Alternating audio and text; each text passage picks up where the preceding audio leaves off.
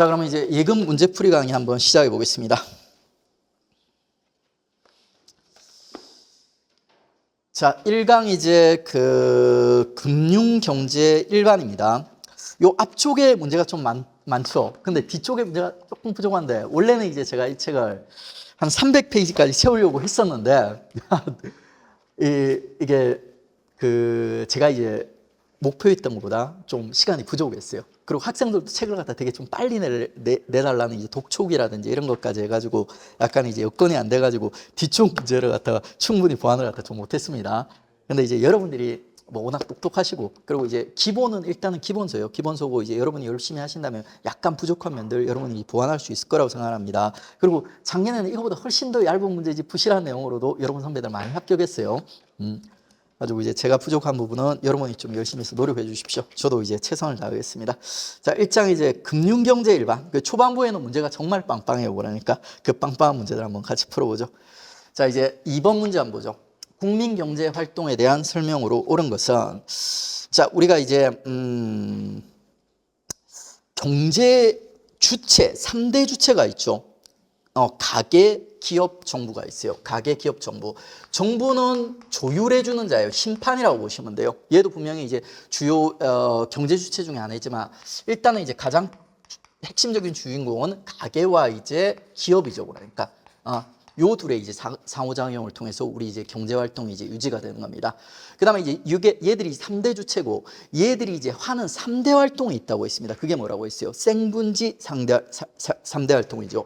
그 중에서도 이제 핵심은 이제 생산이요. 생산된 게 분배되고, 그 분배된 게 지출되고 있죠. 이렇게 이제 순환을 갖다 하는 겁니다. 그래서 이제 그 생산과 관련된 내용으로 갖다 이제 우리가 살펴볼 건데, 이 생산과 관련된 내용에서 가장 핵심적인 두 개의 요소가 있지 않습니까? 생산 요소와 생산물입니다. 그러니까.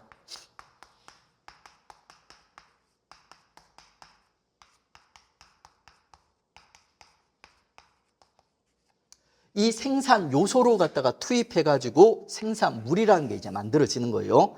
가지고 이제 우리 생산과 관련해서 이 두 개의 주제를 갖다 이제 공부를 해야 되는데, 생산 요소 있지 않습니까? 생산 요소가 이제 3대 요소가 있다고 했어요. 토, 놀자 있지 않습니까? 토, 놀자. 요렇게 적으세요. 토요일에 놀자. 요렇게 이제 레벨링을 해놓은 이유는 얘는 뭐예요? 얘는 뭐예요? 인적 생산 요소, 얘는 물적 생산 요소. 생산 요소를 구별하는 분류법이 두 개가 있는데, 이게 일단은 기본이에요. 그러니까 토, 놀자에서 인적과 물적 요 두 개로 이제 구별하는 게 기본이죠. 근데 여기서는 이제 구별한 게 아니라 그냥 이제 세 개가 있다 이렇게 해주는 거죠. 그다음에 이제 생산물. 자, 이게 생산 요소에 대해서 언급했고, 그다음에 이제 생산물이에요. 생산물도 얘들처럼 이제 레벨링이 되는 거예요. 그러니까 두 개로 나뉘는데, 요거는 이제 재화와 용역으로 나뉩니다. 재화는 물건이고 있죠. 용역은 서비스예요. 그러니까 그래가지고 이제 요 문제를 통해 가지고 우리가 이제 생산과 관련된 내용의 체계를 갖다 이렇게 딱 머릿속에 한번 잡아볼 수 있어요. 생산과 관련된 핵심 주제는 생산 요소와 생산물이 있고, 생산 요소는 토, 놀자, 생산물은 재화와 용역으로 나뉜다. 그 다음에 이제 교육, 문화, 관광 등 정신적 욕망을 채워주는 행위는 용역 서비스에 포함되지 않는다. 맞아요, 틀려요? 이게 바로 이제 용역 서비스예요. 그러니까 가지고 이제 우리 보통 생산물에 있지 않습니까? 이런 이제 뭐예요? 그러니까 이런 정신적 행위 있지 않습니까? 행위 자체가 생산물에 포함되지 않는다. 이런 오답이 나오기도 하거든요. 그걸 타겟팅으로 해가지고 만든 오답선지고요. 그 다음에 이제 재화는 있지 않습니까? 물건이라고 있어요. 이 사례들을 외울 필요 없죠. 그러니까 생존에 필수적인 뭐 이런 것도 안 중요해요. 그냥 핵심적인 건 물건이에요. 그러니까 재화는 물건이고, 용역은 뭐예요? 그러니까 서비스예요. 서비스. 행위예요. 행위. 이렇게만 이제 구별을 갖다 해두시면 됩니다. 그 다음에 생산자가 생산물을 판매하여 얻는 금액이 있죠. 금액을 생산 과정에 투입된 생산 요소들에게 분배를 갖다 하는 거죠. 그러니까 자, 생산 요소를 투입해 가지고 생산물을 만드는 게 생산이지 않습니까? 그러면 이제 이 생산을 하면 이 생산한 거를 갖다 판매하면 돈이 들어오겠죠. 그럼 그걸 가지고 뭘 한다? 분배, 분, 그리고 이거를 갖다 나중에 또 지출을 하는 거죠. 근데 여기서는 지출에 대해서는 언급을 안 하고 있죠.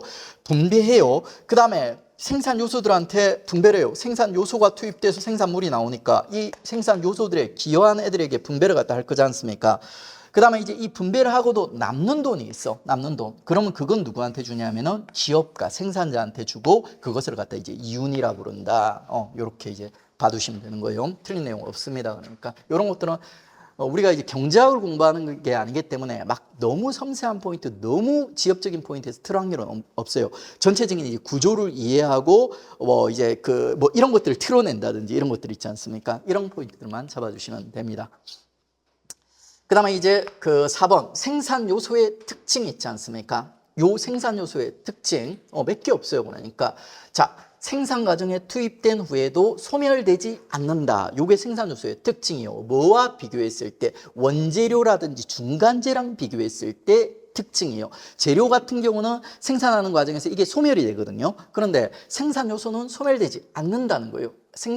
소멸되지 않고 다음 회차에 생산에 다시 투입될 수 있다. 이게 생산 요소의 특징이에요. 그러니까 그 다음에 생산 요소 중에 자본은 있죠. 본원적 생산 요소이다.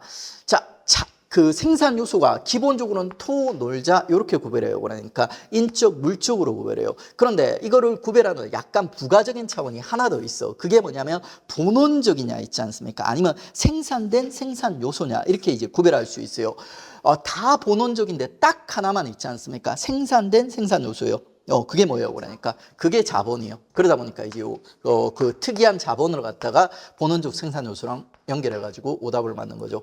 생산 요소가 투입되면 있죠. 생산 과정에서 투입된 양을 초과하는 생산량이 산출되면 생산 요소를 투입했는데 그 값어치보다 더 많은 생산량이 나온 거예요. 그러니까 그럼 플러스가 생긴 거죠. 그럼 그 플러스 생산량은 투입량에 대한 부가가치가 되어서 그 플러스 생산량을 갖다 부가가치라고 부른다는 거죠. 그거를 갖다가 이제 그게 뭐 소득으로 이제 분배가 된다. 이것도 이제 어떻게 보면 생분지의 전반적인 이제 기본적인 흐름에 대해서 이제 얘기를 해주고 있는 거고. 그 다음에 이제 기업가의 경영행위. 옛날에는 생산 요소로 갖다가 이게 토, 놀자 이렇게 세 개로 잡았거든요. 약간 이제 그 사회주의자들이 이 경제학의 원래 기초로 갖다 만든 사람들이에요. 이 사람들은 이제 노동자라든지 있지 않습니까? 그런 사람들 중심으로 생산 요소로 갖다 규정을 했던 거죠. 근데 이제 현대 경제학에서는 이 토, 놀자 말고도 엘리트들의 이제 경영행위 같은 거 있지 않습니까? 이런 것들도 부가가치를 생산하는데 기여한다고 해가지고 생산 요소의 하나로 이제 보고 있습니다. 여기는 지금 분류가 안 돼 있어요. 전통 경제학에서는. 하지만 이제 요즘은 이런 이제 경영행위도 생산 요소의 일부로 보고 있다. 이렇게 봐주시면 되는 겁니다. 그 다음에 이제 6번 보겠습니다.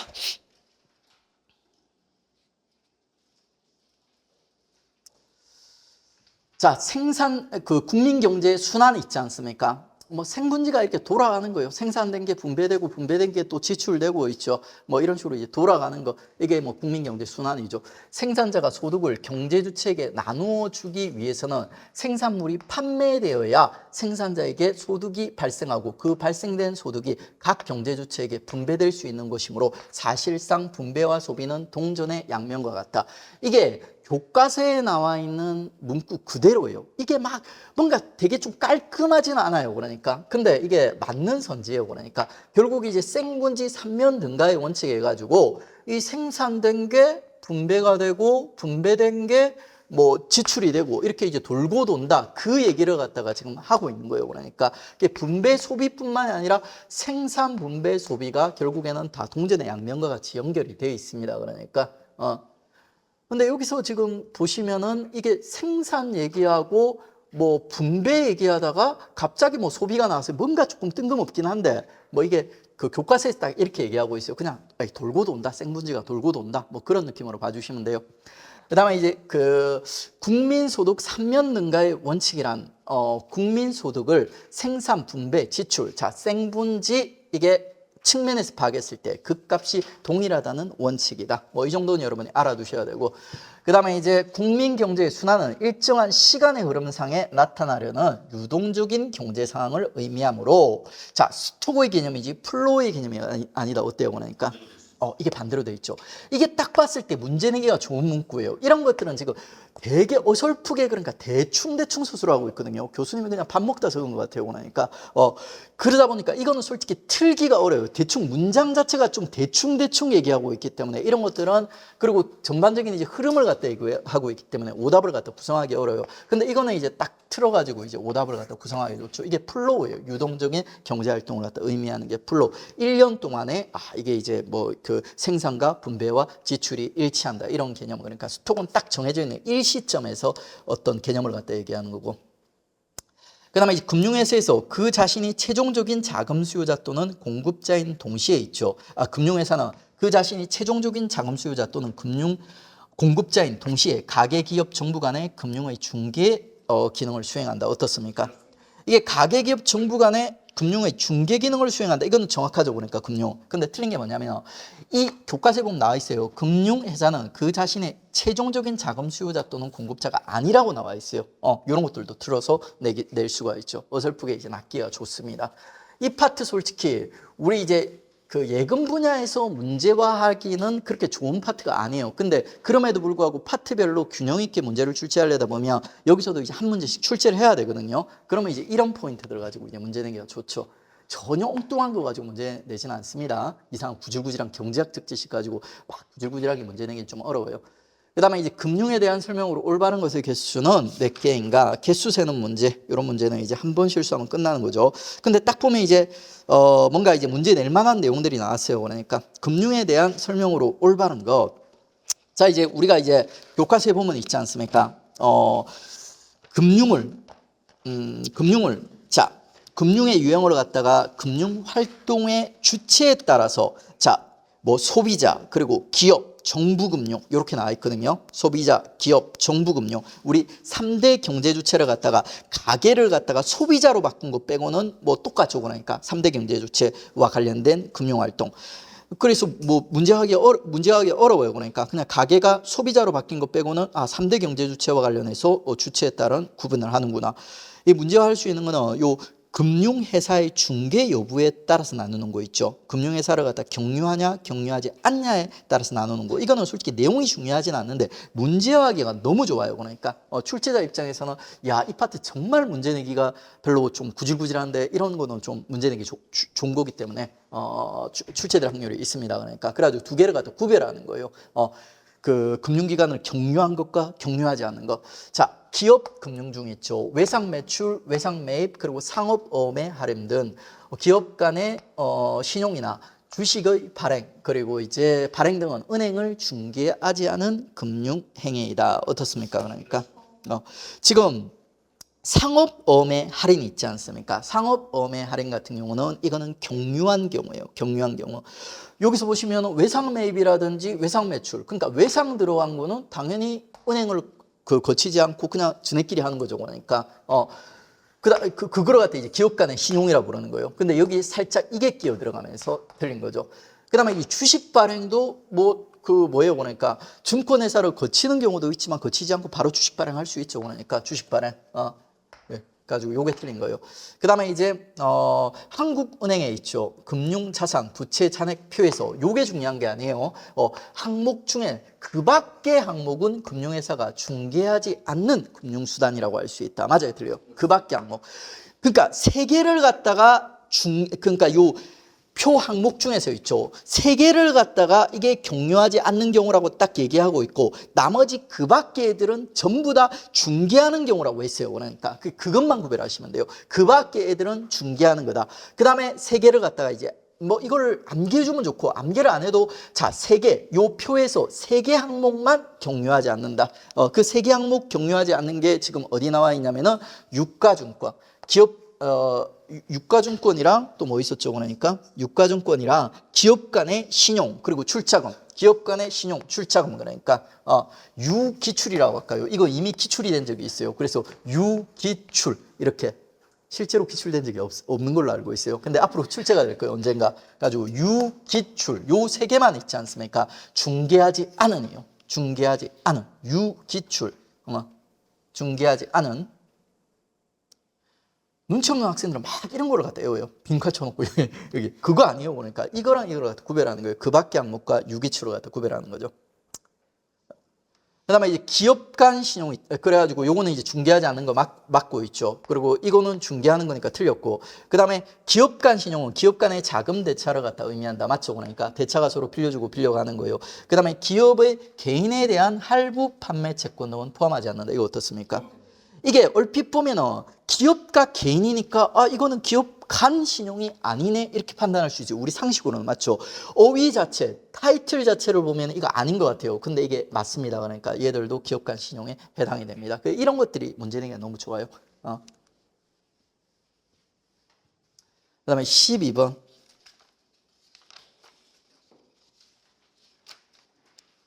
이제부터 좀 어떻게 보면 좀 문제 내기 정말 중요한 파트. 앞에 문제들은 좀 억지로 문제를 갖다가 내고 이 파트에서 아 진짜 문제 한번 내보고 싶다 할 때 그런 걸 가지고 이제 문제를 내는 거고, 여기서부터는 실제로 이제 조금 이제 중요한 조금 중요한 내용. 자, 금리 같은 경우는 우리 이제 예금에도 아주 큰 중요한 영향을 갖다 미치는 요소예요. 그러니까 우리 이제 3대 경제 지표가 있었는데 그 금리랑 그리고 또 뭐 있었어요. 그러니까 환율, 그리고 또 하나 있었죠. 주식. 그러니까 요 세 개가 있는데 이 중에서도 이제 우리 예금의 가장 중요한 거는 이제 금리죠. 금리. 그래가지고 이 금리가 이제 어떻게 결정되는가 그 메커니즘이라든지 이런 것들은 우리가 이제 경제학을 공부하는 게 아니더라도 기본적으로 이제 일정 수준까지는 이해를 하고 있어야 되죠. 자, 금리는 결국에는 돈의 가치를 갖다 의미한다고 했어요. 돈이 흔해지면은 있지 않습니까? 금리가 떨어지고 돈이 귀해지면은 금리가 올라간다고 했어요. 자, 자금의 수요 있지 않습니까? 자금의 수요는 돈을 필요로 하는 거예요. 필요로 하는 거예요. 그래가지고 이 자금의 수요가 많아지면은 금리는 어떻게 될까요? 자금의 수요가 많아지면은 금리는 올라가는 거죠. 돈이 귀해지니까 많은 사람들이 돈이 필요해 이렇게 돼버리니까 많은 사람들이 전부 집을 사고 싶어요. 그러면 집을 살려면 돈이 필요하죠. 은행에서 막 대출을 받고 싶어 하겠죠. 그러니까 그러면 어떻게 되겠어요? 자금의 수요가 많아지는 거예요. 그럼 금리는 어떻게 되겠어요? 올라가는 거예요. 많은 사람이 돈을 원하니까.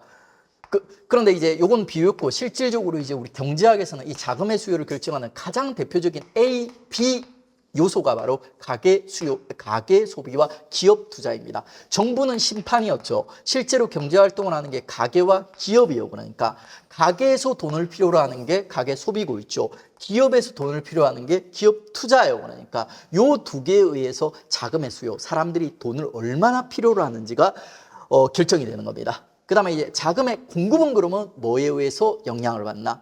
자금의 공급은 있지 않습니까? 얘가 없어요. 그러니까 얘는 아주 탐욕스러운 존재라 가지고 돈이 들어오면 무조건 돈을 투자하려는, 덩치를 불리려는 괴물입니다. 그래서 얘는 자금을 공급하지 않아요. 시장에서. 그러니까 자금 시장에서 얘는 소비자예요. 소비자. 가지고 이제 그러면 자금 공급 누가 하냐? 그러니까 얘가 공급을 하는 거예요. 그리고 정부가 갑자기 왜 들어갔냐? 정부는 돈을 찍어내서 자금을 공급할 수 있어요. 얘는 실제로 자기가 가진 돈을 갖다가 자금을 갖다 이제 공급을 하는 애고, 얘는 그냥 돈을 찍어내는 거예요. 지가. 그러니까 얘가 심판인데 이 심판이 이 돈을 갖다가 찍어낼 수 있는 한국은행 같은 이런 권한이 있는 거예요. 그래가지고 얘가 이제 한국은행 통화정책, 그리고 이제 가계저축, 요 두 개가 이 자금의 공급을 결정하는 거죠. 자, 그 다음에 이제 이 두 개에 의해 가지고 있지 않습니까? 돈이 흔해지나 귀해지나가 이제 결정이 되는 거고, 그에 따라서 이제 금리 상승, 금리 하락 이런 것들이 결정이 되는 거예요. 자, 금리가 상승했어요. 금리가 상승했으면 돈이 귀해진 거예요? 흔해진 거예요? 귀해진 거죠. 그러니까 그러면 가계 소비는 줄어들겠어요? 늘어나겠어요? 돈이 귀해졌어요. 그러니까 그러면 돈을 안 쓰고 은행에 저축하고 싶겠죠. 그러면 소비는 감소하는 거죠. 그리고 뭐를 늘릴까요? 가계가 하는 대표적인 돈을 쓰는 행위가 소비 아니면 저축이에요. 기본적으로 저축을 하는 거예요. 그 다음에 이제 자, 금리와 물가의 관계 너무 중요합니다. 그러니까 제가 암기 팁 하나 알려드렸어요. 뭐였어요? 그러니까 자, 금물이다. 금물. 이거 꼭 암기를 해놓으셔야 돼요. 금물 플러스한 느낌이요, 마이너스한 느낌이요? 마이너스한 느낌이죠. 둘이 반대로 간다고 했어요. 그런데 이게 영향을 미치는 그 과정에 보면 금리가 물가에 영향을 주는 거예요. 금리가 오르면 내리면 물가가 내린다 오른다 이렇게 반대로 작용하는 거예요. 물가가 금리에게 영향을 주는 게 아니라 금물이라고 있어요. 금리가 물가에게 영향을 주는 거예요. 근데 여기서는 이상하네. 물가가 금리 이렇게 나와 있어요. 왜 그러냐면 이 예상이라는 게 나왔지 않습니까? 원래 기본적으로는 금리가 물가에 영향을 주는 거예요. 근데 물가가 금리에 영향을 주는 케이스도 있다고 했어요. 그거는 물가 자체가 아니라 물가 상승 예측이에요, 예측. 이게 금리에 영향을 준다고 했어요. 근데 이거는 자, 예금은 이게 같이 가요, 반대로 돌아가요? 같이 간다고 했죠. 요 두 개를 꼭 구별하세요. 요 두 개를 섞어서 문제를 내면 너무 좋은 문제입니다. 너무 좋은 문제예요.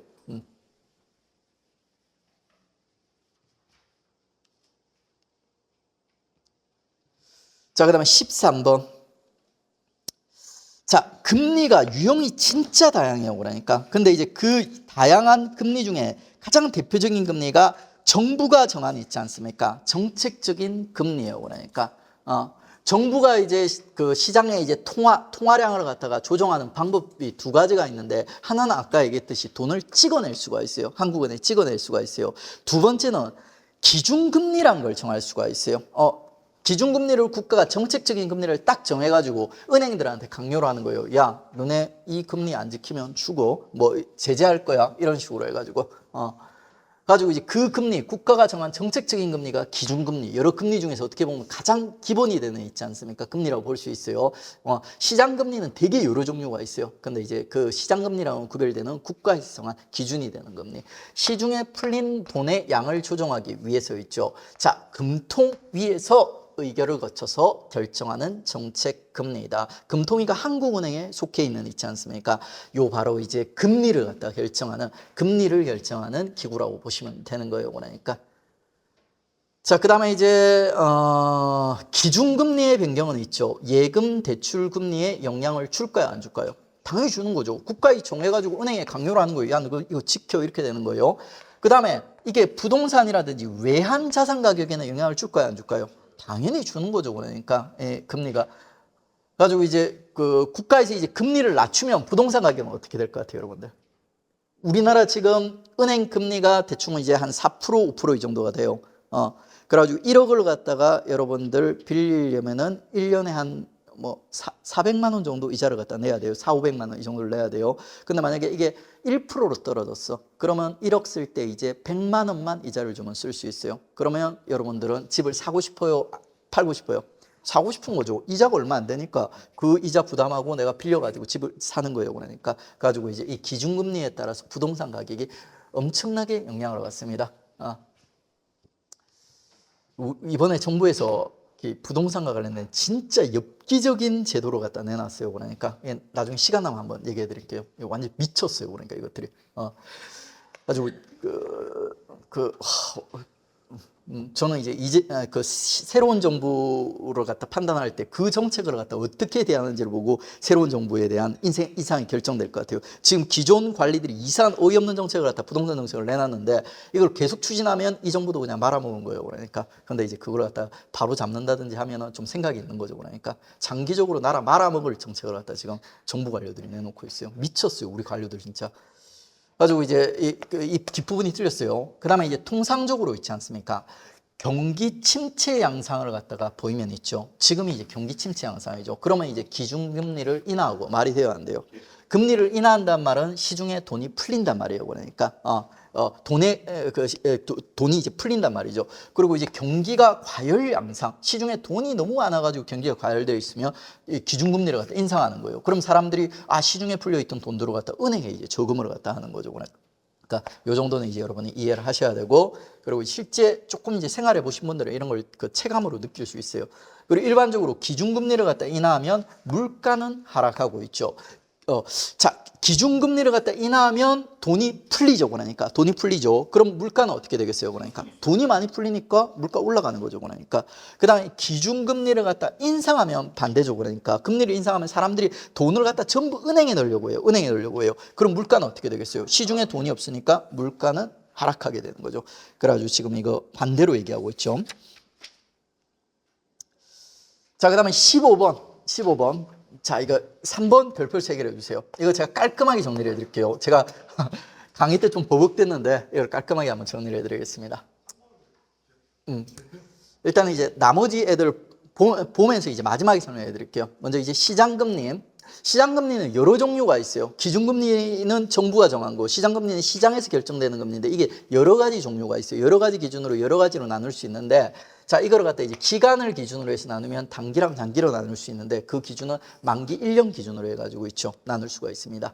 그 다음에 이제 단기 금리, 이거 워낙 유명하죠. 콜금리, 환매조건부, 그리고 이제 기업어음 해가지고 제가 이제 암기하는 팁 콜 해가지고 이제 4대 단기 금리가 지금 뭐였어요? 그러니까 CP였죠. 그러니까 그리고 CDRP 해가지고 이게 기업어음, 이게 양도성, 그리고 이게 환매조건부 해가지고 요게 가장 대표적인 이제 단기 있지 않습니까? 금리, 그리고 단기 금융 상품에도 또 우리가 이제 또 다루게 될 애들이에요. 그러니까 단기 애들이에요, 단기 애들. 여기서 이제 전부 다 요 세 개 다 전부 다 여기 있는 애들이죠. 그러니까 얘 빼고 양도성 빼고 다 나왔죠.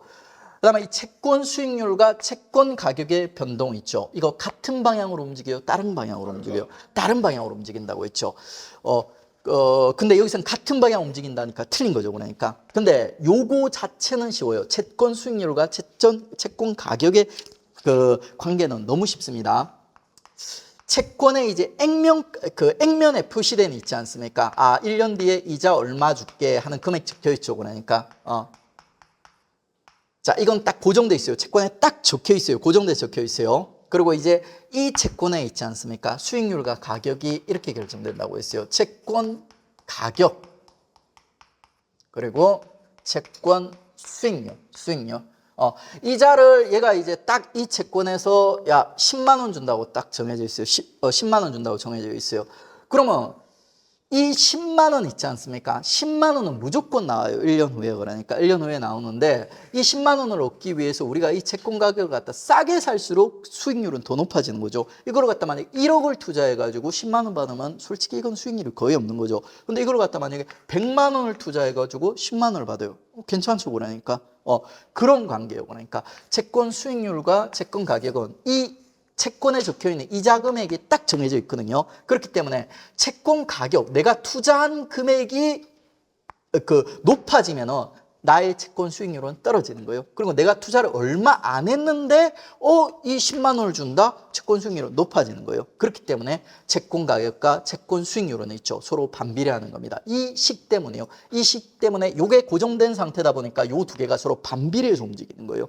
채권 가격과 채권 수익률은 반비례로 움직이는 겁니다. 근데 우리가 공부를 하다 보면 우리 기본서 있지 않습니까? 맨 뒤에 보세요. 맨 뒤에. 268페이지. 여기서 채권형 펀드 중간에 있죠. 그리고 3번 보세요. 금리 하락기에는 편입 채권의 가격이 상승하면 수익이 커진다. 자, 금리 하락기, 일단 이거를 갖다 제껴놓고 채권의 가격이 상승하니까 수익이 어떻게 된다고 얘기하고 있어요? 수익이 커진다고 얘기하고 있죠. 아니, 우리는 앞에서 배웠을 때 아니 채권 가격과 수익률은 반비례로 움직인다고 했는데, 기본서 263페이지. 요거요. 요거 맨 마지막에 있는 거. 펀드 유형별 특징. 여기서 이제 중간에 보시면 있죠. 특징에 채권형 펀드의 특징에 보면 3번에 금리 하락기에는 편입 채권의 가격이 상승하면 수익이 커진다 나와 있죠. 그리고 금리 상승기에는 편입 채권의 가격이 하락하면 수익이 작아진다 되어 있죠. 근데 여기서 보니까 채권 가격과 수익률이 비례해요, 반비례해요? 비례해서 가고 있죠. 여기선 반비례한다고 배웠는데, 맞죠? 그러니까 이거 어떻게 된 거예요? 둘 중에 하나가 틀린 거예요? 차원이 다른 거예요. 자, 여기서 얘기하는 거는 있지 않습니까? 채권에 대해서만 얘기하는 거예요. 하나의 채권에서 그 채권이 1년 뒤에 줄 돈이 10만 원 딱 정해져 있을 때 내가 이거를 갖다 얼마에 사느냐에 따라 싸게 살수록 내가 이득이라는 거예요. 그러니까 수익률이 높아진다는 거예요. 근데 이 268페이지에서 얘기하는 거는 있지 않습니까? 이게 차원이 좀 달라요. 채권 가격 자체는 이 가격인데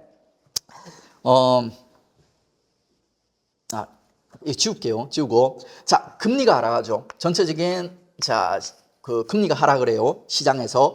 그러면은 채권의 가격이 올라간다. 채권의 가격이 올라간다고 되어 있어요. 일단, 금리가 하락하면 있죠. 모든 금융상품은 가격이 올라갈 확률이 높아요. 주식이 됐던 채권이 됐던 뭐 코인이 됐던 있지 않습니까? 금리가 막 1%, 2%로 하락을 해버린다 있지 않습니까? 그럼 모든 금융상품은 가격이 올라요. 왜? 시중에 돈이 흔해지지 않습니까? 그 흔해지는 돈으로 막 코인도 사고 그 채권도 사고 집도 사고 이렇게 되는 거예요. 그래서 채권도 돈이 흔해지니까 가격이 올라가는 거예요. 그러니까 근데 채권 가격이 올랐으면 채권의 수익률은 그 채권 가격이 올랐으면 채권의 수익률은 떨어져야 되는 거 아닌가? 우리 그렇게 배웠지 않습니까? 그런데 여기서는 분명히 수익이 올라간다고 되어 있어요. 교과서에서는. 이 수익률은 채권의 수익률을 얘기하는 거예요. 채권의 수익률을 얘기하는 게 아니에요. 그러니까 채권의 수익률을 얘기하는 게 아니라 이 사람의 전체적인 포트폴리오, 이 사람의 전체 어떤 자산이 있지 않습니까? 자산이 자산의 수익률이 올라가나 떨어지나를 얘기하는 거예요. 우리가 아까 봤던 채권 가격과 채권 수익률의 그 논의는 있지 않습니까? 그냥 딱 채권만 놓고 봤을 때 얘가 1년 뒤에 10만 원을 줘. 요때는 이 상품을 갖다 우리가 싸게 살수록 내가 돈을 많이 벌 수가 있어. 이런 개념이었다면 여기서 이 수익률은 있지 않습니까? 그냥 채권에 이 독립된 고립되어 있는 메커니즘을 갖다 분석한 게 아니라 전체를 갖다 분석한 거예요. 그러니까 전체적으로 내가 채권도 가지고 있고 주식도 가지고 있고 코인도 가지고 있어요. 그러니까 이런 상황에서 금리가 떨어져 버렸어. 금리가 떨어져 버렸어. 그러면 사람들이 지금 채권에도 투자하고 코인에도 투자하고 주식에도 투자를 하겠죠. 그러면 채권 가격이 올라. 그러면 나의 전체적인 투자 수익률은 올라가는 거예요. 이건 채권 수익률이랑 안 붙어 있어요. 채권 수익률이 아니라 전체적인 나의 투자의 수익률이에요. 그리고 이게 만약에 채권이 아니라도 상관없어요. 주식도 마찬가지예요. 주식도 오를 거예요. 그러면 전체적인 나의 수익률도 당연히 올라가는 거죠. 이 수익률은 채권 수익률이 아니다. 이렇게 표시해 놓으세요. 우리가 앞서 봤던 채권 가격과 채권 수익률의 역관계는 딱 이 채권만 놓고 봤을 때 딱 1년 뒤에 맞는 있죠. 요 수익이 고정되어 있는 관계에서 채권 가격과 채권 수익률이 역방향으로 간다는 거예요. 근데 이거는 그냥 전체적인 경제 상황에서 금리가 움직였을 때 채권 가격은 당연히 올라갈 거고 그리고 그로 인한 나의 전체적인 수익이 어떻게 움직이냐 그거를 설명하는 거예요. 그러니까 두 개가 차원이 다른 거예요. 그래가지고 여러분이 만약에 채권 수익률과 관련된 문제가 나오면 이 차원의 이거 문제인가를 구별을 하셔야 돼요. 근데 쉬운 방법이 이 채권 수익률, 채권 가격은 둘 다 채권이 나와요. 채권이 나와요. 그리고 만약에 이제 이것과 관련된 메커니즘을 문제를 물어볼 거면 금리 변동 사항이 나올 거고 그 다음에 이 수익률 앞에 채권 수익률이라는 말이 안 붙을 거예요. 그냥 수익이라는 말이 붙을 거예요. 그러니까 그렇게 구별하시면 돼요.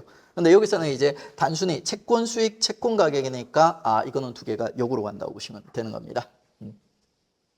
둘 다 문제 내기가 좋아요. 그리고 둘을 크로스해서 문제 내면 학생들 완전 멘붕이 오는 학생들도 꽤 있을 거예요. 그 다음에 이제 일반적으로 차입자의 부도 위험이 장기적일수록 더 커지기 때문에 장기금리가 단기금리보다 높다. 이건 거의 상식이죠. 그러니까. 계속 여러분이 실력이 늘다 보면은 상식이 계속 늘어나요. 이런 것들도 처음에는 이제 좀 헷갈리죠. 근데 이제 몇 번 보다 보면 이것도 이제 상식이 돼요. 예금이 실제로 그 우편보다 나중에 여러분들이 좀 상식이 많이 쌓이면 더 쉬워질 수가 있어요. 암기할 게 별로 없어요. 이런 것들이 반복을 하다 보면 이게 암기를 안 해도 되거든요. 나중 가면. 근데 우편은 끝까지 어렵죠. 맨날 잊어버려요. 그 다음에 이제 이 시장 금리가 되게 다양한 차원에서 나눌 수가 있다고 했어요. 그 다양한 차원의 이제 금리가 뭐 단기, 뭐 장기, 뭐 단리, 복리, 뭐 그 다음에 명목금리 또 그러니까 실질금리, 표면금리, 실효금리 막 종류가 엄청 다양한 거예요. 그러니까 여기서는 이제 명목금리 나왔네요. 이 딱 명목금리가 나오면 여러분들은 짝이 뭔지를 갖다가 이름을 떠올릴 수 있어야 돼요. 이게 실효금리인지 실질금리인지 뭐예요? 그러니까 실질이에요. 이거 암기하는 팁이 이재명의 목숨이 실로 질기다 있죠. 와, 다시 한번 실로 질긴 걸 보여줬어요. 그러니까 대단해요. 그러니까 이 사람이 좋고 나쁘고 평가를 떠나서 있지 않습니까? 이재명을 잡고 싶어하는 사람들이 진짜 많아요. 그러니까 진짜 많은데 이번에는 사법부까지 노골적으로 개입을 했거든요. 근데 어쩌면 살아남을지도 모를 것 같아요. 물론 묻힐 수도 있죠. 그러니까 어떻게 될지 저도 엄청 궁금합니다. 그러니까 근데 이제 확실한 건 실로 질겨요. 보통 사람은 절대 끝까지 못 가요. 그러니까 가지고 이제 자, 요 두 개가 이제 거의 비슷한 거예요. 명목금리와 실질금리. 근데 똑같아요. 거의 비슷해요. 뭔가 차이가 나는 거예요. 이 둘 간의 차이를 주는 게 뭐예요? 그러니까 일단 여러분들 뭐가 거품이 끼어 있는지 알아야 돼요. 뭐가 거품이 끼어 있어요? 명목이 거품이 끼어 있어요. 명목은 무슨 거품이 끼어 있어요? 물가 상승률이요. 물가 상승률. 물가 상승률. 가지고 실질은 이 물가 상승률이라는 거품을 갖다가 여기서 뺀 거고 있죠. 명목은 이 실질에서 물가 상승률이라는 거품이 포함되어 있는 거예요. 자, 명목은 물가 상승에 따른 구매력 변화를 감안했다, 감안하지 않았다? 감안하지 않은 거예요. 요게 지금 플러스 돼 있지 않습니까? 그 다음에 그리고 이거를 갖다 이번에 교과서 개편되면서 이거를 갖다 피셔의 법칙이라고 이렇게 또 표현을 해줬어요. 우리가 이미 알고 있는 건데 이름만 붙여준 거예요. 이름만.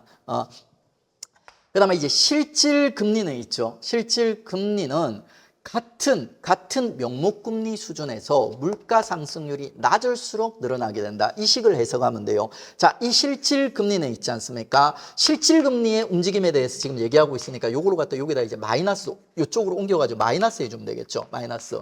이 실질 금리는 있죠. 자, 같은 명목금리 수준, 물가 상승률이 낮을수록 늘어나게 된다. 말이 돼요, 안 돼요? 마이너스니까 이게 낮을수록 얘가 커지겠죠. 그러니까.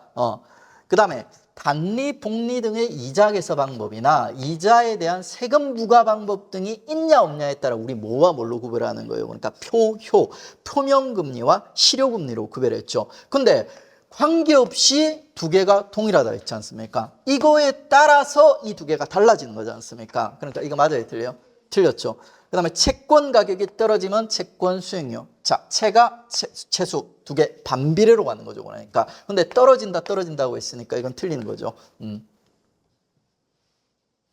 아직까지 채권 가격, 채권 수익률이랑 그 다음에 그 채권 가격이랑 그냥 수익률이랑 있지 않습니까? 그 뭐예요? 그러니까 경기 변동이랑 금리랑 그리고 이제 그냥 수익률이랑 엮어진 문제를 크로스해서 문제를 낸 적이 없어요. 그러니까 근데 이 두 개를 갖다 이제 구별하는 문제 혹은 막 섞어가지고 내는 문제들이 곧 등장합니다. 그러니까 그러면 이제 많이 틀릴 거예요. 많은 학생들이 여러분의 많은 경쟁자들이 틀리고 혹은 또 시간을 끌 거예요. 그러니까 그때 여러분 합격하는 거예요. 자, 그 다음에 이제 금리에 대한 설명, 표명금리. 자, 짝을 먼저 떠올려야 돼요. 효죠. 그러니까. 그리고 요 두 개를 갖다 가르는 거는 물가 상승률입니까? 아니죠. 그러니까 물가 상승률은 명목과 실질을 가르는 거죠. 그러니까. 그 다음에 1년 만기 정기예금의 금리가 5%예요. 그러니까. 여러분들, 일단은 5%, 그 다음에 물가 상승률이 3%, 그 다음에 실질 금리가 2%가 된다. 여기서, 자, 우리가 물가 상승률 실질금리 나오면 뭐가 나와야 돼요? 명목금리가 나와야 되죠. 근데 여기서 명목금리가 있어요, 없어요? 없죠. 요게 명목금리예요. 그냥 금리 하면 이게 명목금리예요, 명목금리. 그리고 만약에 표명금리와 실효금리 나오지 않습니까? 그냥 금리 하면 그게 표명금리예요, 표명금리. 그러니까 우리가 일반적으로 어떤 가공 처리를 갖다 안 했을 때 그냥 겉으로 드러나는 금리 있지 않습니까? 그 경우는 명목금리나 표면금리가 되는 거예요. 여기서는 이제 딱 눈치로 여러분이 끊으셔야 돼요. 이게 명목금리구나. 5. 그 다음에 자 실질금리 2 그리고 플러스 3. 공식 성립해요, 안 해요? 성립하는 거죠. 그러니까 얘 만약 성립 안 하면 이게 뭔가 잘못되어 있는 거죠. 그 다음에 이게 대출의 경우에도 이자 개선 방식들에 따라서 실질금리가 달라진다. 맞아요, 틀려요? 지금 보시면은 실질금리가 아니라 뭐가 들어가야 돼요? 실효금리. 딱 문제 내기 좋지 않습니까? 실효, 실질. 그래, 효, 그리고 이재명의 목숨이 실로 질기다. 그러니까 질겨요. 어떻게 될지 모르겠습니다. 자, 동일한 액면가에 있죠. 할인율과 이자율. 더 중요한 주제가 나왔네요. 그러니까 할 수 있을 거야. 기억나죠? 할이 뭐보다 크다? 이게 똑같다고 했어요. 수익률과 이자율이 똑같고 할은 수익률과 이자보다 조금 커요. 하지만 더 큽니다. 그러니까 가지고 이제 이게 각각 2%인 경우가 있다면 있죠. 자, 어떤 걸 투자를 해야 된다고 했어요? 이거보다도 요거 투자라고 했죠. 이자율 2%의 채권을 구매하는 것이 수익률 측면에서 유리하다.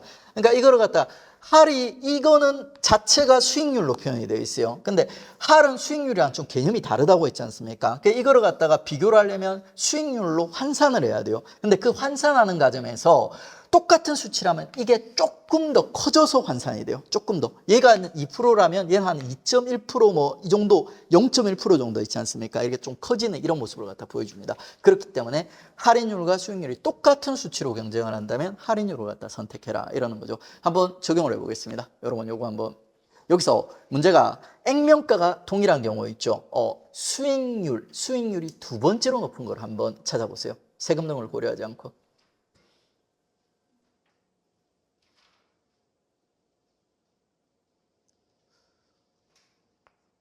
아니 할수이라고 있어요. 그러면 일단 여기서 절대 답으로 고르면 안 되는 게 두 개가 있어요. 뭐예요? 1, 2는 안 돼요. 왜 그러냐면 1이랑 2랑 똑같아요. 그러니까 수랑 2랑 똑같고 수치도 똑같으니까 이건 똑같아요. 그러니까 이게 하나가 답이 되면 이게 답이 돼버려. 그러니까 이 두 개 중에 하나야. 그러니까 이 두 개 중에 하나야. 근데 자 이게 이 두 개가 커요. 이게 커요. 이게 크죠. 그러니까 문제는 요 두 개만 비교할 수 있으면 돼요. 두 개만. 근데 이것도 계산을 할 필요가 없어. 그러니까 자 얘가 얘보다 얼마나 크다고 했어요? 많이 크다고 했어요? 눈꽃만큼 크다고 했어요. 눈꽃만큼 큽니다. 그러니까 눈꽃만큼. 이렇게 계산해 볼 필요가 없어요. 그러니까 0.몇 프로, 0.1% 정도 큽니다. 그러니까 실제로. 그러니까 당연히 이게 더 큰 거죠. 그러면 두 번째로 큰 거는 얘가 돼버리죠. 그러니까 이걸 계산해서 풀면은 이거는 뭔가 이제 좀 아직까지 이제 그 하수예요. 하수예요. 하수.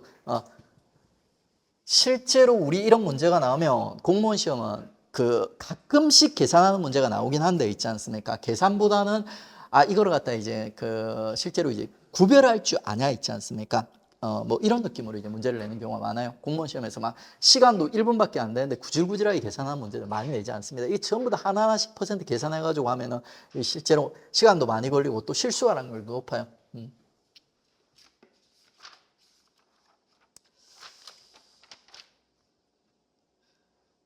그다음에 이제 25번. 역시 이제 뭐 금리, 요건 좀 종합 문제네. 금리랑 그리고 이제 신용평가와 관련된 신용평가와 관련된 문제네요. 25번은. 자, 시장금리는 경제주체의 신용도에 따라서 다르게 적용된다. 말 되죠. 당연하죠. 그러니까 시장금리가 지금 뭐 정부에서 기준금리 정해놨을 거고 그 다음에 시장금리 뭐 정해져 있겠죠. 그러니까 근데 여러분이랑 저랑 있지 않습니까? 대출을 갖다 신청하면은 다 금리가 달라요. 그러니까 여러분이 공무원이 되시면 저보다 훨씬 더 저렴한 금리로 대출을 하실 수 있어요. 개인 사업자들 그 신용도 그렇게 높지가 않습니다. 그러니까 공무원들이 훨씬 더 신용도가 높아요. 그러니까 가지고 이제 시장 금리가 동일하더라도 경제 주체에 따라서 공무원은 그 신용도가 상당히 높은 직렬이죠. 여러분들 몇 년 전만 하더라도 공무원 딱 되면 바로 마이너스 5천만 원짜리 마이너스 통장 5천만 원짜리를 갖다 뚫어줬어요. 지금도 거의 비슷할 거예요. 그러니까 묻지도 따지지도 않고 있죠. 그냥 마이너스 5천만 원짜리 뚫어줘요. 그만큼 이제 직업의 그 신뢰도라든지 이게 높다는 거, 신용도가 높다는 거예요. 공무원이.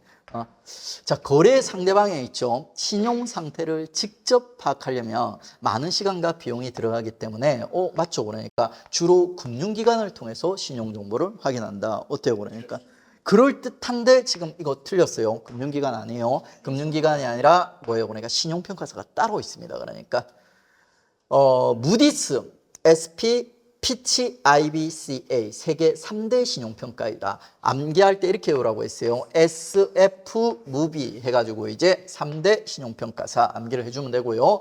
우리나라 같은 경우는 나이스 그리고 한국기업평가, 한국신용평가인데 나이스는 좀 암기하기 어렵죠. 그러니까 암기하기 쉬워요. 근데 나이스가 안 들어간 건 이름이 지금 비슷하죠. 그러니까 둘이 앞에 뒤에 똑같아요. 그러니까 사이만 암기하세요. 그러니까 기업 신용평가, 나이스 기업 신용 이렇게 해가지고 세 개를 갖다 이제 좀 익숙하게 봐주면 돼요.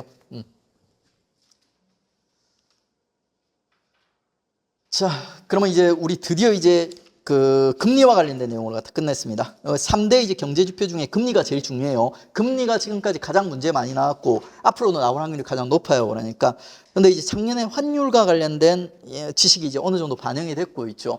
뭐 또 다시 나올 수도 있죠. 환율도 어렵지도 않고 그리고 이제 금리만큼 아니지만 약간 이제 어느 정도까지는 중요하죠.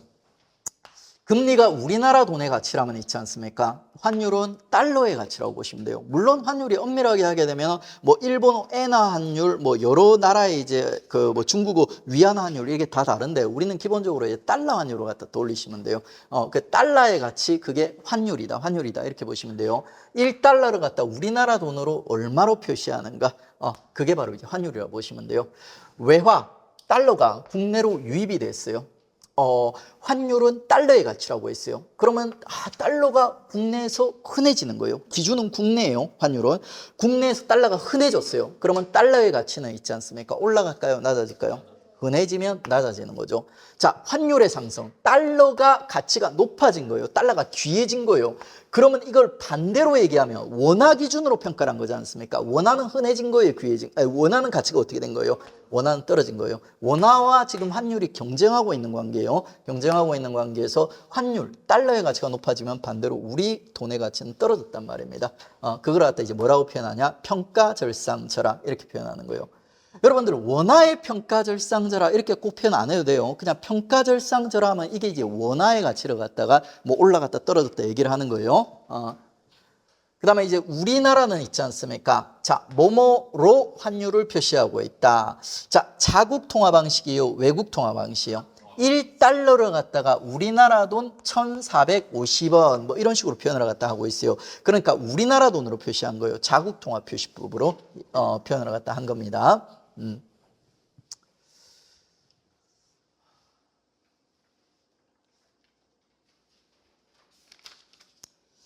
28번, 29번 다 풀었고 30번. 다음은 이제 환율에 대한 설명이다. 옳지 않은 것은 환율이 높거나 낮은 것. 어떤 게 더 유리해요?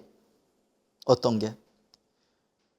우리나라 정책 당국자들 있지 않습니까? 경제 관료들 이런 사람들은 환율이 높은 게 좋은 거라고 생각하고 있어요. 높은 게 좋은 거라고. 근데 이게 사실일까요? 여러분들? 환율이 높으면 누가 유리할까요? 기업가들은 유리해요. 외국의 물건을 저렴하게, 외국 사람들 느끼기에는 우리나라 물건이 저렴하게 느껴지거든요. 물건을 팔기가 좋아요. 근데 우리 평범한 사람들 있지 않습니까? 평범한 소비자들 입장에서는 환율이 높은 게 좋을까요? 낮은 게 좋을까요? 낮은 게 좋아요. 왜? 외국 물건을 갖다 저렴하게 살 수 있고 외국 여행을 저렴하게 갈 수 있으니까. 가지고 환율이 높은 게 좋다. 이건 박정희 때 시기예요. 박정희 때 생각이에요. 박정희 때 생각. 환율이 높은 게 좋다, 낮은 게 좋다. 이거는 정답이 없어요. 그러니까 그냥 적당한 게 좋아요. 우리나라 경제 상황에 맞춰가지고 적당한 게 좋아요. 적당한 게. 그 얘기를 갖다 지금 하고 있고. 그다음에 우리나라에서 IMF 이전에 고정환율 제도였다. 맞아요, 틀려? 맞죠? 지금은 뭐다? 변동환율제. 그 다음에 자 평가절상. 평가절상은 뭐의 가치가 높아졌단 말이에요? 원화의 가치가 높아졌다. 그러면 달러 기준으로 얘기해 보세요. 그럼 환율 상승이에요, 하락이에요? 무조건 반대라고 했습니다. 환율 하락. 그럼 환율이 하락하면 있죠. 그 원자재 그리고 부품 등 수입품 가격이 오른다. 맞아요, 틀려요? 환율이 지금 하락을 했죠. 그러면 외국에서 물건을 갖다 수입할 때 뭐예요? 그러니까 우린 저렴하게 살 수 있어요. 맞죠? 그러면 국내 물가는 어떻게 될까요? 국내 물가는 떨어지겠죠. 그러니까 이게 약간 좀 특이하게 물가까지도 지금 물건의 가격뿐만 아니라 물가까지도 얘기하고 있는데 물가까지 들어갔다고 해서 막 공식 만들고 이러지 말고 있지 않습니까? 상식적으로 생각해 보세요. 그러니까 환율에 따라서 외국에서 들어오는 물건들의 가격이 정해져요. 높아지거나 낮아지는 거예요. 그러면 그 물건의 가격이 바로 물가예요. 물가. 그래가지고 금물 같은 이런 암기 공식을 만들 필요 없어요. 그러니까 기본적으로 이제 이 환율의 움직임만 확실히 파악할 수 있으면 물가를 물어보면 자연스럽게 나오게 됩니다. 그 다음에 이제 내국인의 해외여행. 우리가 이제 외국에 돈을 쓰는 거예요. 자, 해외여행을 하면은 외화 수요가 증가합니까? 공급이 증가합니까? 이게 철저하게 이 외화 수요니 공급은 우리나라 입장에서 얘기하는 거예요. 우리나라에 들어와 있는 달러가 지금 뭐 이제 부족해지냐 많아지냐, 사람들이 필요로 하냐 아니면 공급하냐, 이걸 얘기하는 거예요. 우리나라 사람들이 해외로 나가면 아니 달러로 바꿔가지고 해외로 나갈 거지 않습니까? 그러다 보니까 해외 수에 달러를 갖다 요구하는 사람, 필요로 하는 사람이 많아지는 거예요. 그러면 달러는 귀해지는 거예요. 맞죠? 그럼 환율은 상승되는 거예요. 상승하는 거예요. 이게 환율은 달러의 가치, 그리고 금리는 우리나라 돈의 가치. 이거를 적용할 줄 알면 뭐 이게 올랐다 내렸다 뭐 이런 것들 있지 않습니까? 전부 다 정확하게 우리가 판단할 수가 있습니다. 그러니까 근데 연습을 해야 돼요. 이거는 지식이 필요하다기보다는 연습을 해야 돼요. 자, 환율에 대한 내용이다. 빈칸에 들어갈 말로 알맞은 것은 수출이 늘어나거나 자, 외국인 관광객이 증가하는 거예요. 그러면 이게 우리나라로 달러가 들어오겠어요? 나가겠어요? 들어오는 거죠. 그러니까 들어오는 거죠. 이거를 갖다가 우리는 이렇게도 표현해요. 경상수지 흑자. 경상수지는 외국과 우리가 달러를 갖다 거래를 갖다 물건을 갖다 거래해 가지고 있지 않습니까? 만약에 우리가 돈을 벌었어. 달러가 우리나라에 더 많이 들어왔어. 그러니까 우리가 달러를 갖다 외국에 쓴 거보다 그러면 흑자라고 얘기하는 거예요. 흑자. 근데 거래를 해가지고 우리나라 달러가 외국으로 빠져나가 버렸어. 우리가 손해본 거야. 그러니까 그럼 그땐 적자라 부르는 거예요. 그게 좀 다르게 표현을 갖다 한 것뿐이에요. 그러니까 하지만 이제 어려운 내용은 아니에요. 그래가지고 우리가 이제 환율과 관련된 분석을 하려면 일단은 환율이라는 개념, 그 다음에 뭐예요? 그러니까 평가 절상 절합, 그 다음에 경상수지 흑자 적자 정도는 단어를 갖다 알아야 돼요. 근데 그 정도는 알 수 있죠. 그러니까 모르면 지금 외우면 돼요. 그러니까 세 개가 결국에는 똑같은 내용인데 표현만 좀 달라지는 거예요. 표현만. 경상수지 흑자만 자 평가로 보면 이건 절상일까요? 절하일까요?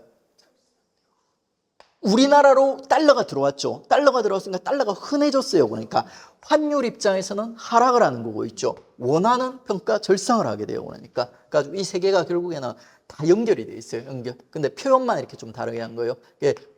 경상수지 흑자가 들어가면 외화 공급이 증가했다. 외화 공급이 증가했다. 외화 공급이 증가했으면 환율은 어떻게 된다? 환율은 돈이 흔해졌으니까 환율은 하락한다. 이렇게 되는 거예요. 그리고 이걸 갖다 원화로 물어보면 평가 절상했다. 이렇게 하면 되는 거고.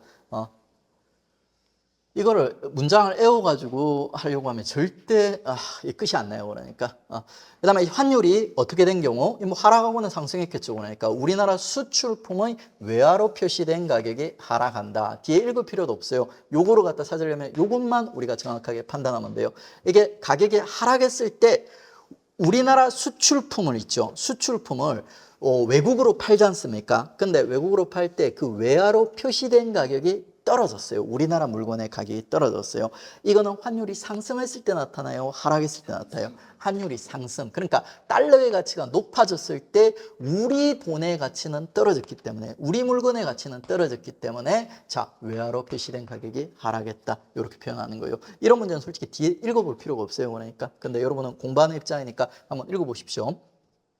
그 다음에 이제 불경기에 벗어나기 위해서 불경기 사람들이 돈을 안 써 그러니까 이 경우에 정부에서는 자 금리를 낮추는 있죠. 돈을 푸는 금리를 낮추면은 돈이 풀리겠죠. 시중에. 그러니까 낮은 금리니까 사람들이 대출을 많이 받지 않습니까? 자 이거를 갖다 사용할 수도 있어요. 근데 요거 말고도 쓸 수 있는 방법 하나가 있지 않습니까? 자 자국 통화의 가치를 갖다 평가 절상이라든지 절하시켜서 해결할 수 있어요. 자 불경기요. 평가 절상을 해야 될까요? 평가 절하를 해야 될까요? 평가 절하를 해야 됩니다. 왜 평가 절하를 갖다 하게 되면은 우리 물건의 가격이 떨어지는 거죠. 외국 사람 입장에서 외국 사람의 수출이 잘 되는 거예요. 수출이. 그러면 이제 이 수출을 통해서 경기를 갖다 다시 부흥을 갖다 시키려는 겁니다. 근데 이거는 뭐 좀 옛날 정책이에요. 그러니까 일부 옛날 경제학자들은 이렇게 얘기하는데 뭐 최근에 이제 경제학자분들은 이거에 대해서 이제 여러 가지 뭐 문제를 제기하시는 분들도 있어요. 근데 일단은 이제 요렇게 불경기 때는 자 환율 정책, 환율을 그러니까 평가 절하 그리고 환율 상승을 갖다 시켜가지고 이렇게 대응을 할 수가 있습니다. 그다음에 이제 환율이 뭐뭐라면 원자재 부품 값이 오른다. 자, 환율이 올랐을 때 내렸을 때, 환율이 올랐을 때 우리가 이제 수입해 오지 않습니까? 그런데 이제 그 환율이 오르면 우리 돈의 가치는 떨어지고 달러의 가치는 올라가기 때문에 당연히 가격이 오르게 되죠. 그러면 당연히 물가는 상승하게 되겠죠. 물가 부분은 암기하지 마세요. 그냥 가격이 오르면 물가도 올라간다. 가격이 떨어지면 물가 떨어진다. 이렇게 이제 판단하시면 됩니다. 자, 그 다음에 35번. 자, 그 주요 금융 경제 지표에 대한 설명으로 옳은 것은 자, 우리가 이제 지금 금리와 환율을 봤죠. 그러니까 그리고 이 문제는 금리와 환율이 결합된 문제네요. 자, 지금 보시면 100만 원을 10% 금리로 은행에 2년간 예금을 했어요. 만기에 받게 되는 원금과 이자의 합계액을 자, 복리로 계산을 했어요. 복리. 자, 세전 맞아요, 틀려요? 이거는 단리죠. 그러니까 자, 복리는 어떻게 요게 요쪽으로 이사 간다고 했어요. 그러면 이제 이쪽으로 이사 가면 뭐 121만 원 뭐 이 정도 나올 거예요. 그 다음에 피셔 방정식 기억나죠? 그러니까 이재명의 목숨은 실로 즐기다. 그리고 여기 플러스 뭐? 물가 상승률. 자, 명목금리는 실질금리에 물가 상승률이 더해진 것이다. 맞죠? 정확하고. 그 다음에 수익률은 있죠. 채권을 만기까지 보유했을 경우에 실현되는 금리를 의미한다. 어떻습니까? 교과서에 딱 이렇게 정리가 돼 있고 우리가 읽어봐도 뭐 채권의 수익률이면 채권을 만기까지 보유했을 때 나한테 주어지는 금리겠구나. 이렇게 생각할 수 있어요. 그 다음에 이제 수출이 늘어나거나 외국인 관광객이 증가하는 등 경상수지 적자가 늘어났다. 우리나라의 달러가 이제 외국으로 이제 빠져나가는 거죠. 그러니까 빠져나가면 외화 공급이 증가하므로 맞아요, 틀려요? 외화 공급이 증가하는 거예요? 수출이 늘어나거나 잠시만요. 이거 수출이 늘어나고 그다음에 외국인 관광객이 증가하면 경상수지 적자가 아니죠. 그러니까 흑자죠. 우리나라에 돈이 들어오니까 그러니까 흑자가 늘어나면서 일단 틀렸네. 그 다음에 외화 공급이 증가한다. 이건 어때요? 맞죠? 그러니까. 그 다음에 환율은 어떻게 돼요? 그러니까 환율은 하락하게 되는 거죠. 우리나라의 달러가 흔해지니까. 그러니까 이건 좀 여러 문제가 많네요. 그러니까. 근데 이런 것들을 우리가 이제 외우는 게 아니라 충분히 이제 연습을 하게 되면 빠르고 정확하게 판단을 할 수가 있습니다. 자, 그 다음에 이제 우리가 3대 지표 있지 않습니까? 3대 지표가 자, 금리, 그리고 환율, 그리고 세 번째가 이제 주가지 않습니까? 이 경제를 판단할 때 이런 지표를 보고 우리 경제가 잘 돌아가고 있는지 판단을 한다는 거예요. 자, 주가 관련해서는 37번은 우리가 풀었고요. 이미 기본 강의 때. 그 다음에 38번 풀어보죠. 자, 주가를 나타내는 지표도 여러 개가 있어요. 우리가 금리를 나타내는 지표도 뭐 기준금리 있고 시정금리 있고 시장금리가 또 여러 가지 금리가 있었지 않습니까? 그거랑 비슷하게 주가지수도 주가지수를 표현할 수 있는 여러 가지 지표가 있는데 가장 대표적인 거 두 개가 뭐라고 했어요? 코스피닥이라고 했어요. 코스피닥. 우리 주가가 막 이렇게 왔다 갔다 하지 않습니까? 이렇게 파닥 뭐 이런 느낌으로 코스피닥 해가지고 이게 가장 메인 시장이에요. 그러니까 유가증권 시장이라고 부르는 그 가장 메인 시장. 그 다음에 뭐예요? 그러니까 이게 이제 두 번째 코스닥이 이제 두 번째 시장입니다. 코스피가 메인이에요. 그러니까 얘는 가장 먼저 시작됐죠. 1980년 1월 있죠. 기준 시점으로서. 자, 얘는 딱 기준이란 느낌이요. 그래가지고 뭔가 이제 딱 깔끔하게 시작해요. 80년대 1월부터 시작해서. 그리고 이제 이 지수를 갖다가 몇 포인트로 하였다? 100포인트로 했어요. 100포인트. 이 1000포인트가 오답이 나온 이유가 코스닥이 1000포인트부터 시작해요. 코스닥이. 코스닥은 막 1998년인가 6년인가 몇 년이요? 6년이죠. 6년. 그리고 월도 1월이 아니에요. 이게 7월인가 그렇죠. 그러니까 구질구질해. 근데 이거는 딱 뭔가 이제 우리나라 이제 최고의 지수로서 뭔가 이제 깔끔하게 1980년 1월 그리고 100포인트부터 딱 시작을 하는 거예요. 그게 지금은 거의 한 20배, 30배 오른 거죠. 그래가지고 우리나라 뭐 지금 주가 지수가 2,000에서 한 3,000 정도 될 겁니다. 아마. 그 다음에 이제 코스피 지수는 있지 않습니까? 메인이에요. 요게, 개별 종목 주가의 상장 주식 수를 가중한, 기준 시점의 시가총액과 비교 시점의 시가총액을 비교한다. 자, 기준 시점과 그 다음에 비교 시점의 시가총액을 비교한다. 이건 어떻게 보면 당연한 거고 있지 않습니까? 그 다음에 이제 가중한 평균이에요. 가중. 그러니까 기업의 어떤 규모라든지 이런 거에 따라서 있지 않습니까? 가중했다는 요 표현을 갖다 또 여러분 봐주시고요. 그 다음에 여기서 제일 중요한 포인트는 뭐냐면 있지 않습니까? 자, 시가총액 방식의 주가지수이다. 요게 중요해요. 요게. 시가총액 방식의 주가지수 있지 않습니까? 주가지수. 요게 지금 두 개가 있을 거예요. 두 개. 시가총액 방식의 주가지수가 두 개가 있습니다. 두 개. 요게 바로 코스피닥이에요. 코스피닥. 두 개만 시가총액 방식으로 지금 주가지수로 갖다 표시하고 있어요. 두 개만. 나머지는 전부 다 다른 방식입니다. 교재 이제 우리 그 21페이지 나와 있어요. 코스피닥 지수 두 개만 시가총액 방식이에요. 그 다음에 코스피 200, 코스닥 150, KRX 100 숫자 들어가 있는 세 개 지수가 있죠. 그러니까 요 중에서 그 코스피 200이랑 있죠. KRX 100 요 두 개는 유동주식만으로 시가총액을 합산하여 계산한 방식이에요. 그리고 제일 구질구질한 애가 100도 아니고 200도 아니고 150대 있는 애 있죠. 얘는 아예 어떤 방식으로 했는지 안 나와 있어요. 이게 아마 이것도 유동주식만으로 했을 것 같은데 교과서에 표현이 없으니까 우리는 그냥 암기할 필요가 없어요. 그러니까 가지고 이제 시가총액 방식이 숫자가 안 들어간 애들 있죠. 코스피닥 2개고 나머지 이제 깔끔한 100, 200 들어간 애들은 유동주식만으로. 그리고 이제 코스닥 150 몰라? 그다음에 이 코스피 200 최대 주주 지분, 자기 주식 그리고 정부 지분을 제외한 이 세 개가 지금 뭐를 의미하냐면 유동주식만을 갖다 얘기하는 거예요. 그러니까 이 최대 주주 지분이라든지 자기 주식이라든지 그리고 이제 정부 지분은 이건 잘 안 움직이거든요. 딱 고정이 돼 있거든요. 그래가지고 이 고정돼 있는 지분은 빼고 그 사람들이 샀다 팔았다는 이런 유동 주식이 있죠. 그것만으로 시가총액을 갖다 합산하는 방식. 그게 깔끔한 200과 100 지수, KRX 100 그리고 코스피 200. 그다음에 이제 코스닥 150 지수는 있죠. 코스닥 시장을 대표하는 지수로서 2015년 7월에 개발하였다. 이 코스닥 시리즈들이 좀 지저분해요. 그러니까 지저분해요. 코스피는 깔끔해요. 그러니까 코스피는 1980년 1월. 그 다음에 코스피 200이 있지 않습니까? 10년 후인 1990년 1월. 이렇게 돼요. 깔끔하죠. 근데 코스닥은 지저분해. 그러니까. 그래가지고 이거는 1996년 7월. 그 다음에 대략 20년 후에 코스피랑 코스피 200은 딱 10년 후인데 대략 20년 후에 2015년 있잖아. 15년 7월.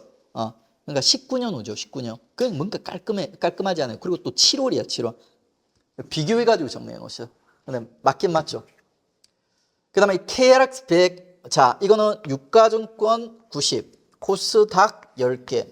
이 유가증권 시장이 뭐라고 했어요? 코스피 시장, 코스피 얘기하는 거예요. 코스피 시장이 유가증권 시장이라고 부릅니다. 똑같은 말이에요.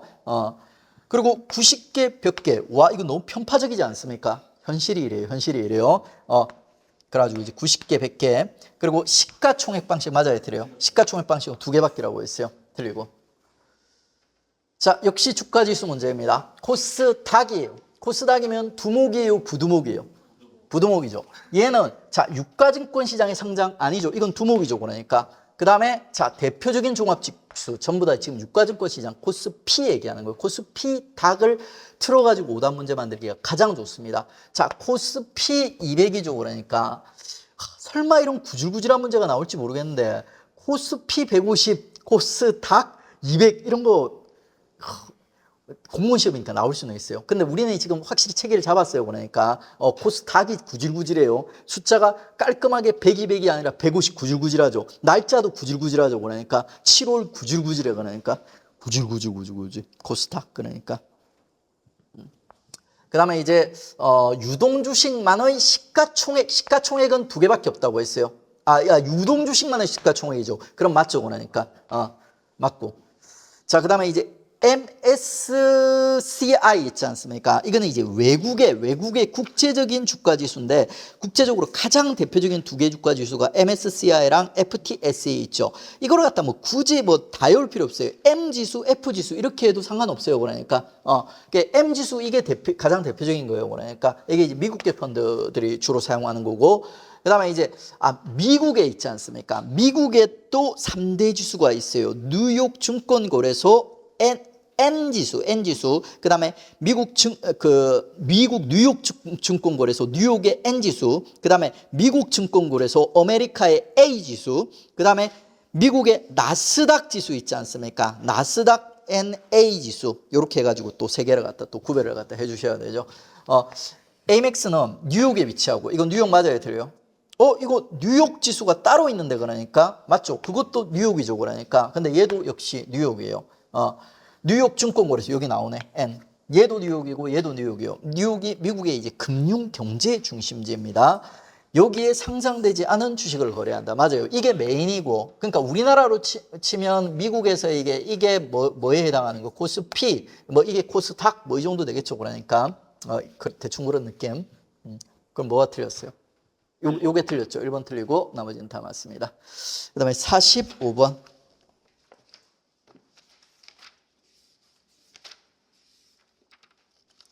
지금 45번? 아니죠. 요까지 하고 쉬죠, 그러니까. 여기까지 하고 쉬고, 오늘 3시간만 할 거예요, 3시간. 가지고 이제 오늘도 뭐 늦게 마치진 않을 겁니다.